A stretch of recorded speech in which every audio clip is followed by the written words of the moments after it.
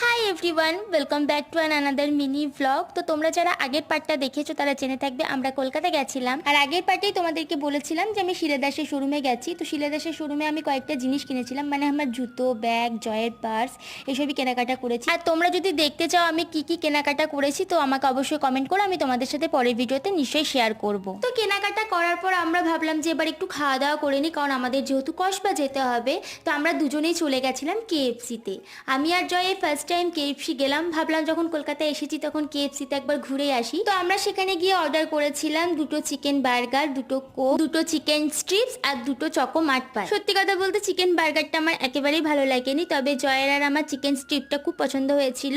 তো সেখান থেকে খাওয়া দাওয়া করে আমরা বেরিয়ে গেছিলাম, একটা গাড়ি ভাড়া করে নিয়েছিলাম কসবা যাওয়ার জন্য। তো তারপরে আর কোনো ভিডিও ক্লিপ নেওয়া হয়নি। তো ভিডিওটা আজকে এখানে এন্ড করছি। তোমাদের আজকে ভিডিও কেমন লাগলো অবশ্যই কমেন্টে জানিও, ভালো লাগলে লাইক করে দিও। দেখা হচ্ছে তোমাদের সাথে নেক্সট ভিডিওতে, বাই।